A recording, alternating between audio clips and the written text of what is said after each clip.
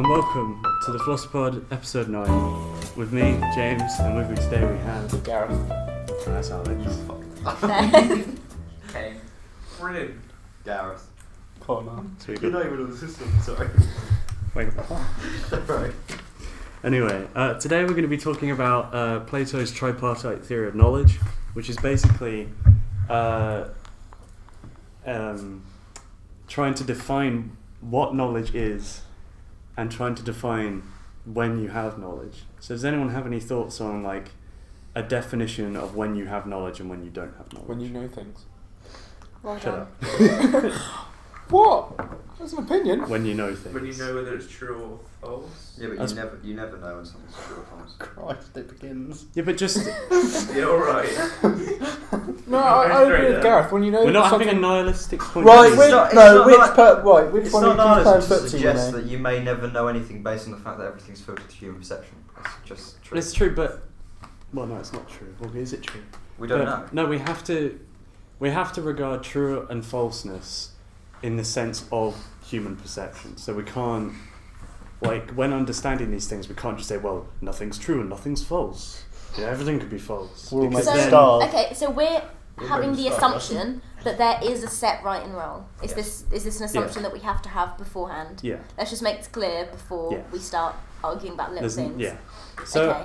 you already touched on the true and falseness of a claim, and that is actually the basis of Plato's tripartite theory of knowledge.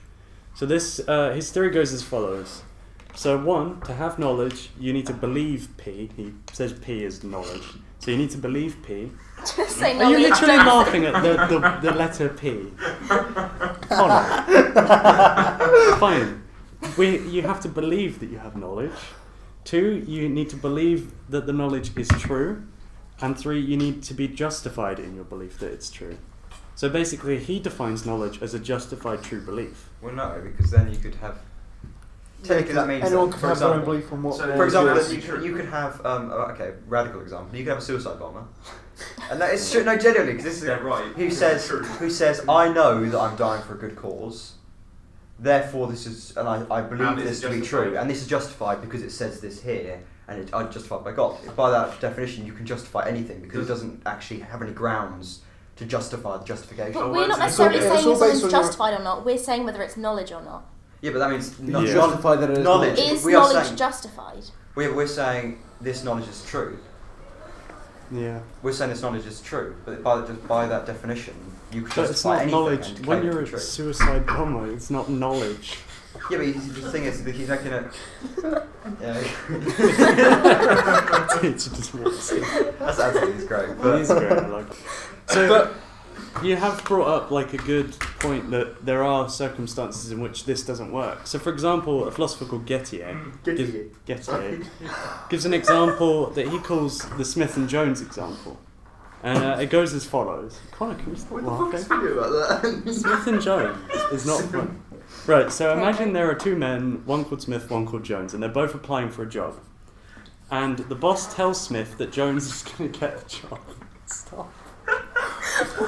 Okay, sorry. Okay. Smith, no, the boss tells Smith that Jones is going to get the job, and Smith, just by coincidence, counts that Jones has 10 coins in his pocket. This is just, but so he makes the statement saying that the person that is going to get the job has Sorry. the person that is going to get the job has 10 coins in his pocket.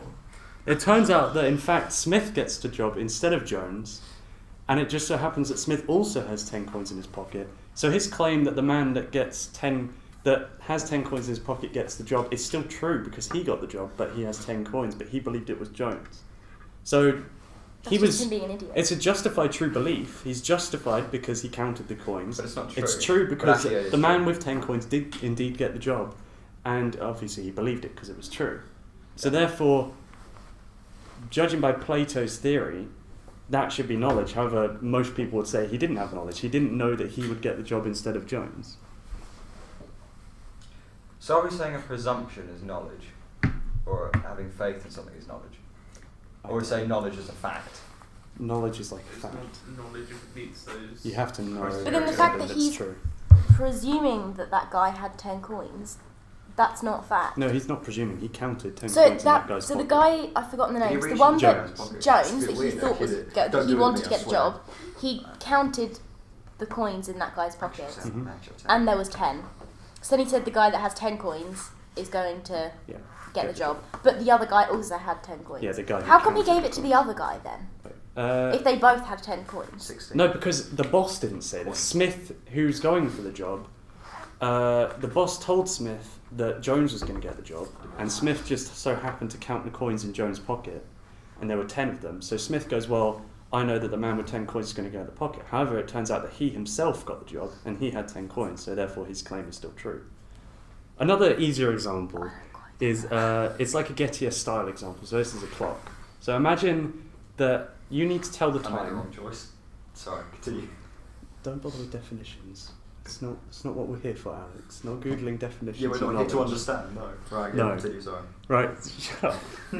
So imagine there is a clock, and you need to tell the time, and you look up to the clock, and let's say the time is noon, and you're like, oh, okay, it's noon. And unbeknownst to you, the clock is actually broken. However, it is actually displaying, by coincidence, the right time at the time you looked at it. Okay. So that's justified in that you have looked up, seen the time is noon. It's true because it is noon, and you believe it because you've seen it.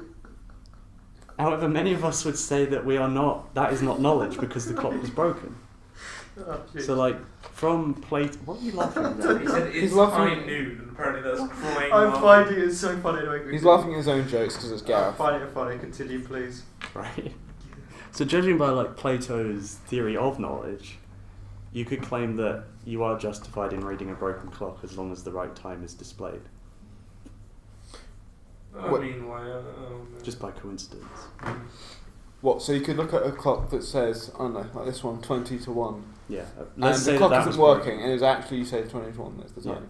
but you wouldn't know. That's that not was really the knowledge, time. though, that's just luck.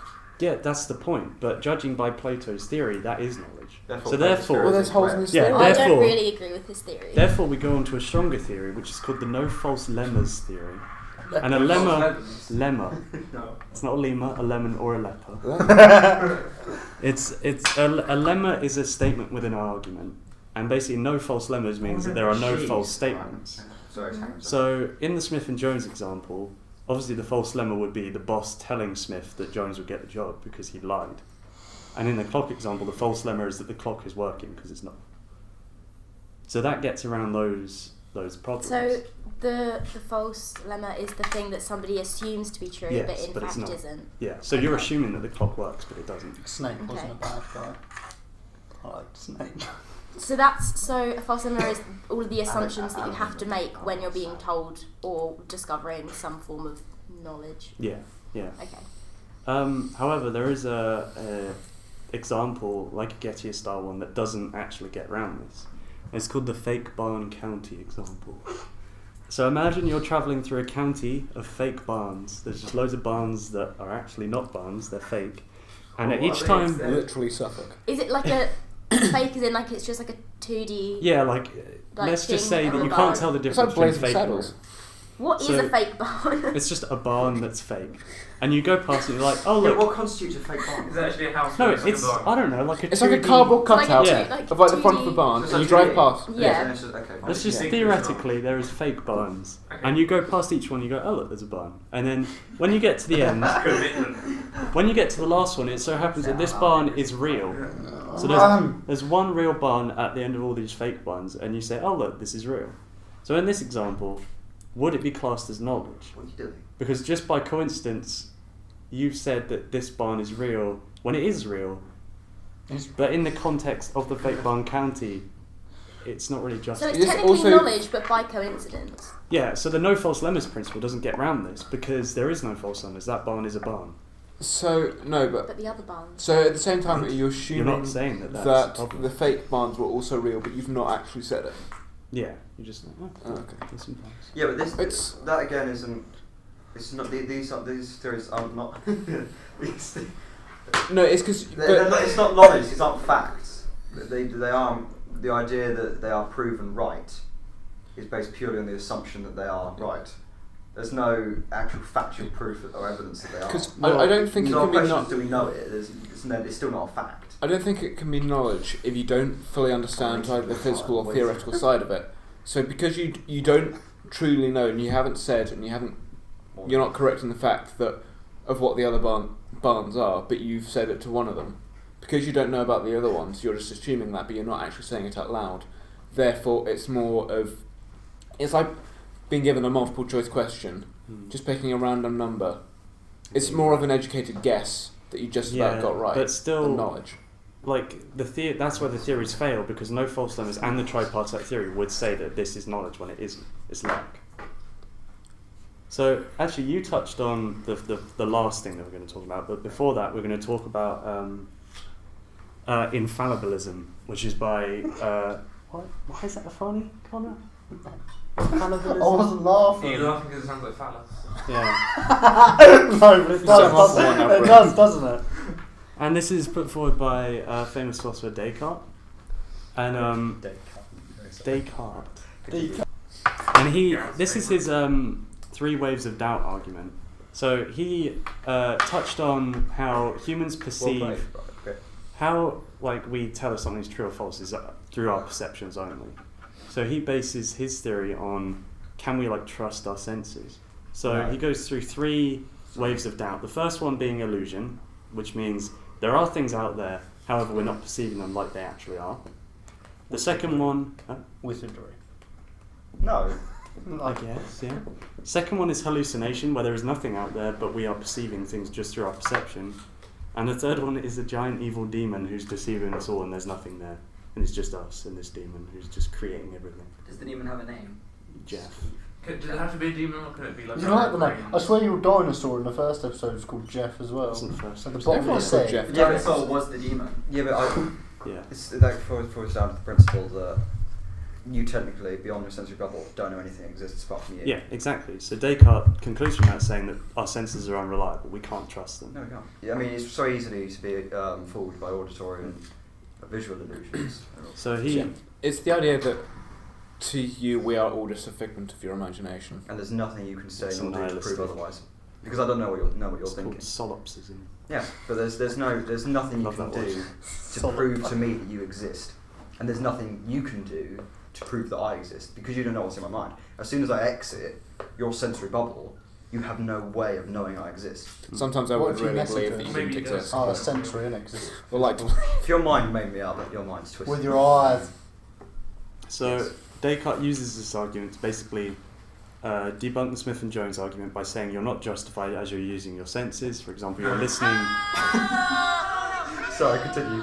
There you go. There you go. Okay. so anticlimactic. I just wanted the ghost, but anyway, yeah, continue. So basically, he debunked Smith and Jones because you're not justified because you're using your senses. So you heard your boss say, "Oh yeah, Jones is going to get the job," but you can't prove that because you're using your senses. As well as the clock example, because you can't trust your own sight. And it also gets around fake barn county because none of the barns you're perceiving because all our senses are being deceived. Now the only problem with this argument is that it rules out everything. So like you can't know anything except for you exist. That's why Descartes said, I doubt, therefore I think, therefore I am. And that's where the whole argument came with I think, therefore I am. So if you can doubt your own existence, then you obviously exist because you're doubting your existence. Well, no, it doesn't technically. If you doubt your existence, that still doesn't mean you exist. Because, for example... Yeah, but your brain has to exist in order to doubt that it exists. Yeah, but that's making... No, because that's making the presumption that just because something has a physical form, therefore exists. If we're Yeah, but saying... the mind, we're not saying about things. He's saying he doesn't even believe that our own body exists. He believes that our minds exist. Yeah, the mind is contained within a physical form. Yeah, You I don't take know. that belief. You have to take this up with Descartes. I'm not qualified to Is answer this your the questions. point in the philosophical arguments where it always reaches a point where they just say there's no answer? Well, so just there's one more argument. obliterate everything else. This one makes a little bit more sense. This is called virtue epistemology, and this is put forward by a guy called Sousa, and he basically tries to tackle the justification side of the tripartite theory, and he says for something to be justified, it needs to be adroit or adroit. I don't know how to pronounce it, but that basically means through a reliable process. It needs to be accurate, so therefore it needs to be true, and it needs to be apt, so it needs to be true through a reliable process. So for example, the Smith and Jones example, luck isn't reliable. Just by luck you got the job, that's not reliable. For the clock, the broken clock is not reliable because it's a broken clock. And the fake barn is not reliable in that context of the fake barn county. So he goes through the point of justification, but at the same time, you have to know external things in order to justify your justification.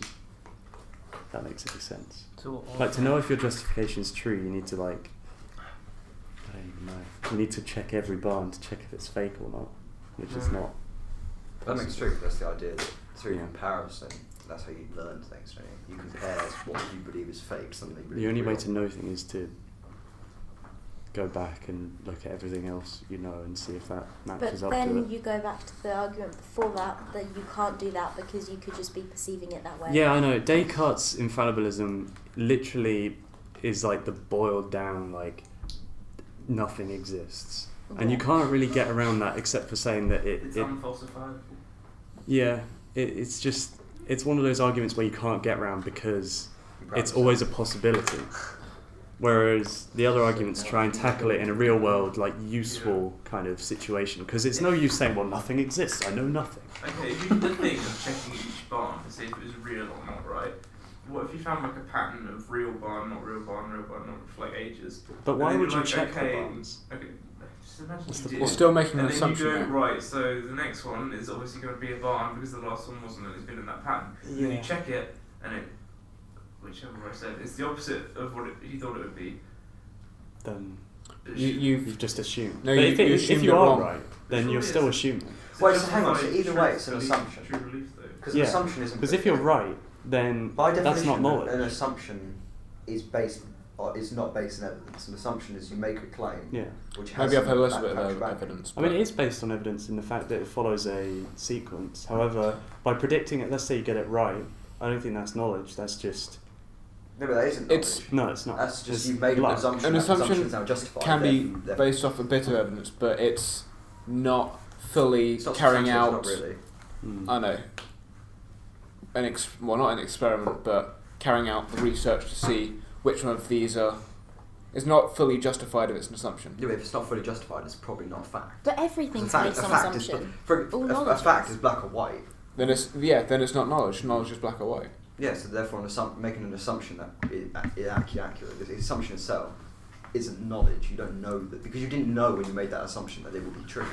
Yeah. And then But when you get given a piece of information, you're making a lot of assumptions around that piece of information that it's true. So Yeah. if you Like get the told clock, something for in a lesson, if you get told With something in a knowledge- lesson, you're making the assumption that the teacher knows that that's true and that all of And the that the people that syllabus taught is them and all of that is true, and whoever actually originally discovered that information, you have to. You're so the only making way to know assumptions with something everything. is through experience, Or it's not. Yeah. first-hand experience. But even then, you could be deceived. But would knowledge not be using, well, I don't know, your mind to create accurate assumptions? I think it's in the virtue epistemology where he says through a reliable process you can just ask someone. Just ask a professional. I don't think that's. But how do they know they're professional? They could actually just be And wrong. you have to assume that Yeah. that professional, because that professional would have had to have So learned a it lot from Everything is a another lie. based professional. on something. We are Well, not. yeah, Alex, don't start. Are we confusing you? No, you're just We're going to have a Philosopod maybe in a few weeks about nihilism and solipsism and realism. Gareth, I think that'd carry be that good. one. I don't know. Yeah. Well, no, but it's true technically that we could all just be deceived. Yeah. It's because we've already discussed the fact that our mind is so easily deceived by hallucination, and that we can't prove anything definitively. That's like that film, The Truman Show, The Green Mile. right? Shut up. That was brilliant. Yeah, the truth. I like the Truman Show. Yeah. Yeah, it's like the with illusions, we perceive like when you put a pencil in a water. In water. Well In done. water, you perceive it to be bent, but it's not. And when you do that thing, Yeah, but that's not your pencil. mind being fooled. That's the effect of glass and the light. Yeah, no, but it's still your mind being fooled by. If you draw patterns, there's certain patterns which Yeah, when which spin move. or something like that, they rotate. But then that's like if somebody had never seen a pencil before, and then they saw it in water, their only knowledge of a pencil would be that a pencil is in water. Ben. Yeah. Well, no, and as well, their only real knowledge is that the pencil always goes in water. So then, is that knowledge if it's Or maybe they never incorrect? put. Well, no, because then you say knowledge is based on certain experiences, which is, for example, when we believe teachers because our experience tells us that teachers have the information. Our experience tells us that teachers Yeah, provide. but you're assuming that that's Yeah, right. but So maybe when you some- first see a pencil, if that kid saw it in water, they're assuming that that's what a pencil is like. So then, is knowledge only based? It has to be an individual thing. Your knowledge is based on your own experiences. No, because for example, when someone says to you, Or will we? gravity is this, you've got no real experience apart from when you drop something. Gravity is Or still being fundamentally constantly held down by the gravity. Yeah, but gravity is still fundamentally there. So things fundamentally exist independent of our experience of them. So for example, you have no experience of a ring of Saturn, yet that ring of Saturn still exists. So therefore, that is a fact. That is knowledge. No, but don't you that have knowledge. the experience that, from our point of view, we've seen pictures of it. Yes, but if someone says to you, the rings of Saturn, even if, for example, you remain blissfully ignorant and you've never heard of the rings of Saturn, the rings of Saturn still fundamentally exist beyond your knowledge of them. Therefore, some knowledge exists independent of our experiences. How we perceive knowledge may change. What are they doing? Anyway, but yeah, how we perceive knowledge may change, but fundamentally, that it actually still exists. But, yeah. Right. You look a bit pained, Connor. What? You look a bit pained. You do. I'm fine, thank Are you you. sure? Yes. Positive? Don't Do you know patronise you're me, fine? Alex. Do you know you're fine, Connor? Yeah, I'm fine, thank Do you you. know you are? Yes. There we go. That's loud enough to pick. I don't even I have know. no idea. It's all we're all made of stars. Anyway, I think that's probably that'll Solid wrap place it to up. end There's it. not a whole lot more stuff. Can you stop hitting me? Take it. Well, thank you for listening. Thank you for listening to episode 9 of the Philosopod. The Philosopod is now on YouTube. The Philosopod is now on YouTube as opposed to SoundCloud. So YouTube just type in platform. the Philosopod Sorry. and you can find the episodes there when I bother to upload them. That's our outro. Sorry. So That's the outro. thanks for watching. Goodbye.